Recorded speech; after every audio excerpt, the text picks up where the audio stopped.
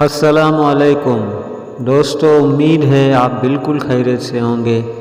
اس video کے ذریعے ہم آپ لوگوں کو بتانا چاہتے ہیں کہ شوال کے مہینے میں روزے رکھنے کا اجر و ثواب کیا ہے۔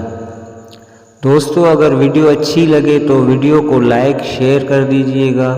اگر آپ ہمارے چینل پر پہلی بار آئے ہیں تو چینل کو سبسکرائب بھی لازمی کر دیجئے تاکہ مزید ایسی انفارمیٹیو ویڈیوز کا نوٹیفیکیشن جلد از جلد آپ کو حاصل ہو سکے۔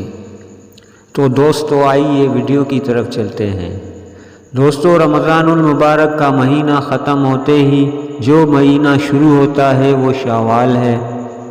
شوال کے 6 روزے ان نفلی اعمال میں سے ایک ہیں جن کا اجر و ثواب بہت زیادہ ہے، اور رسول اللہ صلی اللہ علیہ وآلہ وسلم نے خاص طور پر ان کے رکھنے کی ترغیب دی ہے۔ رسول اللہ صلی اللہ علیہ وآلہ وسلم نے اپنی امت کو بشارت دی ہے کہ رمضان کے روزے رکھنے کے بعد شوال کے 6 روزے رکھنے والا اس قدر اجر و ثواب کا حقدار ہوتا ہے گویا اس نے پورا سال روزہ رکھا۔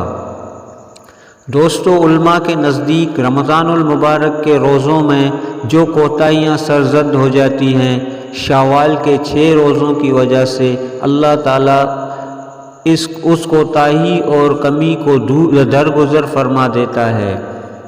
اس طرح 6 روزوں کو رمضان المبارک کے روزوں سے وہی نسبت ہے جو فرض نمازوں کے بعد سنتوں کی ہے کہ اللہ تعالیٰ ان سنتوں کے سبب ہمارے فرض نماز کی کوتاہیوں کو معاف فرما دیتا ہے۔ دوستو، شوال کے روزے عید کے فوراً بعد یعنی عید کے دوسرے دن سے تسلسل کے ساتھ رکھنا افضل اور مستحب ہے، کیونکہ نیکی کے کاموں میں جلدی اور ایک دوسرے سے آگے بڑھنا بہتر ہے۔